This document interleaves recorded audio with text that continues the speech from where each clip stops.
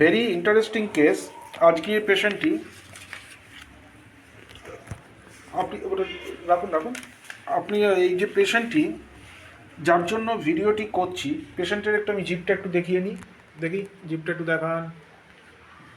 দেখুন, dry tongue, fast অত্যন্ত কম। এই হচ্ছে পেশেন্টের জিপ। পেশেন্টটি আমার কাছে অ্যাকচুয়ালি এসে ডিসচার্জ হয়েছে, সিনকোপ নিয়ে নার্সিংহোমে ভর্তি ছিল এই দিন 5 আগে। Acute calculus cholecystitis, acute gastroenteritis and dehydration. Patient আমার কাছে গল স্টোন দিয়ে এসছে, তবে তার আমি টোটাল ডিটেলটা আমি একটু স্টাডি করলাম। স্টাডি করে একটা অদ্ভুত ধরনের জিনিস দেখলাম যে তার হিমোগ্লোবিন লেভেল 10.2। কোন ডেটে 10.2? 10.2 হচ্ছে 17/1 10.2। একটু এইটাকে তুলে তুলে দিই। এই দেখুন, 8 আবার কে ফোন করছে।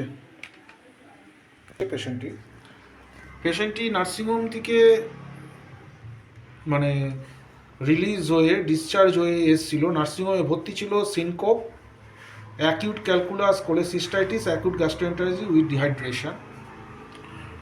কি অনেক অনেক যথারীতি ওদের যত ওষুধ প্রোটোকলে, এছাড়াও বাড়িতে অনেক কিছু দিয়ে দিয়েছে। আমি এই কেসটা কেন দেখাচ্ছি, একটা অদ্ভুত জিনিসের মধ্যে দেখলাম। পেশেন্টটি আমার কাছে এসছে গল স্টোন, আর আরেকটা যে ইনভেস্টিগেশন একটু আগে করলেন সেটা একটু দেখান তো। এছাড়া যে স্টুলে অকাল ব্লাড টেস্ট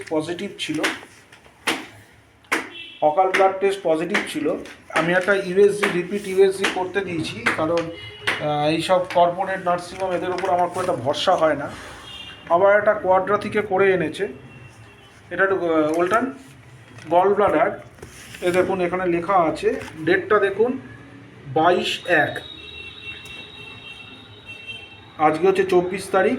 লিভার টিভার সব জায়গায়, gall bladder distended is normal, it distended, the gallbladder is wall is normal, agglomeration of microcalculi with after shadows are seen in gallbladder lumen। একটু উল্টে দিন, এখানে লেখা আছে microcalculi in gallbladder postoperatively post void residual volume of urine in 54 centimetre, সুতরাং CC আর কি। এখন পেশেন্টটি গল ব্লাডারে স্টোন হয়েছে, তার জন্য হোমিওপ্যাথি ট্রিটমেন্ট করতে হয়েছে। আমি বলে দিয়েছি যে গল ব্লাডারের স্টোন জেনারেলি গলানো খুব মুশকিল হয়ে যায়। আমি 2 মাস ট্রিটমেন্ট সবাইকেই দিই, ট্রিটমেন্ট করব। তার মধ্যে যদি না কমে, আপনার গো ফর অপারেশন। আমি সাজেস্ট করে দেবো ওটি করার জন্য। তার মধ্যে গল স্টোন বড় হয়ে যাবে কিছুটা, যদি ওষুধ ভালো না কাজ করে, আর না হলে গলে যাবে, বেরিয়ে যাবে। এখন ব্যাপারটা হচ্ছে, জেনারেলি অ্যান্টিবায়োটিক কোর্স চলেছে এই 5 দিন, আর এখনও আজকের দিন কালকের দিন বাকি আছে। সুতরাং একটা লাম্প তৈরি হয়, যেখানে একটা ইনফেকশন হয়, ইনফ্লামেশন হয়। সুতরাং অপারেশনটা 4-6 মাসের আগে আর করা উচিত নয় তাদের। সুতরাং ওই টাইমটার মধ্যেই মাস 2 একটি ভিজিট আমি দেব। যদি গলে যায় এর মধ্যেই পেশেন্টের কাজ হয়ে যাবে, তাহলে তো ওয়েল অ্যান্ড গুড, আর ওটিতে যেতে হচ্ছে না। আমি এই ভিডিওটি করছি একটা বিশেষ কারণে। একটা জিনিস আমি দেখাবো। দেখুন, এই পেশেন্টটি 16/1/2024 হিমোগ্লোবিন ছিল 9.6, আর বাকিগুলো যেমন রয়েছে মাইক্রোসাইটিক হাইপোক্রমিক, এখানে আজকাল তো লেখে না, সামান্য একটু থাকলে আমি দেখতে পেয়েছি। 16/1 পরে 17/1 দেখুন, তার হিমোগ্লোবিন লেভেল হচ্ছে 10.2 গ্রাম ডিএল। আর দেখুন 18/1 দেখুন 8.8 গ্রাম পার ডিএল। এই জায়গা থেকেই আমার বলা যে, আমি একটা জায়গায় আঁকলাম, যেটা স্টমাকটা কোথায় গেল। এই যে জায়গা থেকেই বলা যে এই পেশেন্টটি কেন এরকম। আমি পেশেন্টের যখন হিস্ট্রি দিলাম তখন বললো আমার প্রথম থেকেই জন্মগতই আমার হিমোগ্লোবিনটা এরকম কম। অথচ এন্ডোস্কপি করিয়েছে, এন্ডোস্কপি রিপোর্ট ওখানে রয়েছে, আর বার করলাম না। এন্ডোস্কপি করিয়েছে, এন্ডোস্কপি নর্মাল। ভিটামিন B12 করিয়েছে, ভিটামিন B12 নর্মাল। তাহলে এই যে স্টমাক, এই যে স্টমাকের পার্ট, এটাকে ফান্ডাস বলা হয়, ফান্ডাস অফ স্টমাক। এটা হচ্ছে বডি, আর এটা হচ্ছে পাইলোরাস পার্ট। যেহেতু এন্ডোস্কপি আমার মানে যেটা আমার হিট করছে ব্যাপারটা, সেটাতে হচ্ছে সেখানে কোনো আমাদের প্লাজমা ফ্যাক্টর অর্থাৎ ক্যাসেলস ফ্যাক্টরে কোনো গন্ডগোল নয়, তাহলে এটা জেনেটিক ডিসঅর্ডার। এটা স্টপ করতে হবে, এটা তাহলে জেনেটিক ডিসঅর্ডার। অর্থাৎ আমার যে pylorus part of the stomach, এখানে দুটো ফ্যাক্টর আছে, that is intrinsic factor and the extrinsic factor. Intrinsic factor হচ্ছে vitamin B12 and folic acid, কোথাও কোথাও ভিটামিন B12 বলে। ভিটামিন B12 এর অভাবে জেনারেলি পার্নিসিয়াস অ্যানিমিয়া দেখতে পাওয়া যায়, ম্যালিগনেন্ট যেটা অ্যানিমিয়াটা, পার্নিসিয়াস অ্যানিমিয়া দেখতে পাওয়া যায়। কিন্তু তার ভিটামিন B12 নর্মাল, ওখানে আমি রিপোর্টে আমি এখানে কোথাও রয়েছে রিপোর্ট, আমি এটা দেখেছি।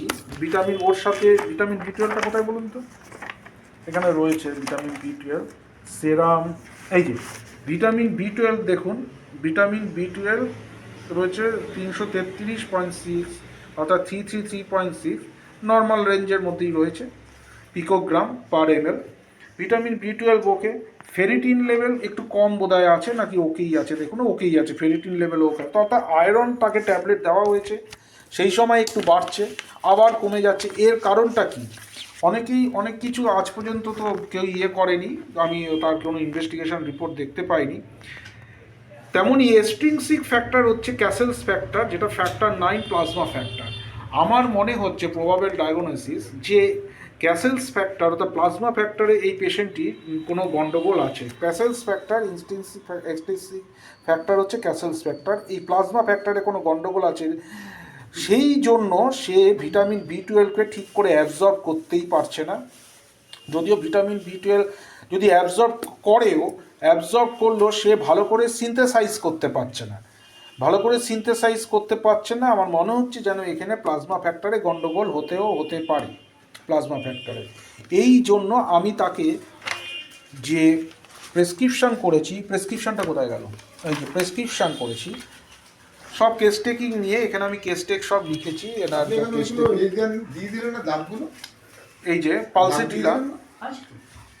পালসিটিলা আমি প্রেসক্রাইব করেছি 50 মিলিসিমেল স্কেল অফ পোটেন্সিতে, আর এখানে লিখেছি blood for plasma factor, CRP লিখেছি অনেক বেশি ছিল, CBC এগুলো করতে এখন না করেছি, USG of whole abdomen and RE2।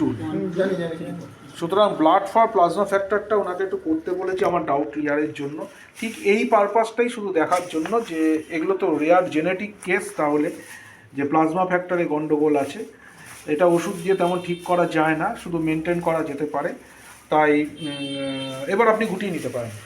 তাই প্লাজমা ফ্যাক্টরটা আমি করতে বললাম, রেয়ার জেনেটিক আমার মনে হলো, অ্যান্ড এই কারণে আমি আপনাদের এই ভিডিওটা করলাম।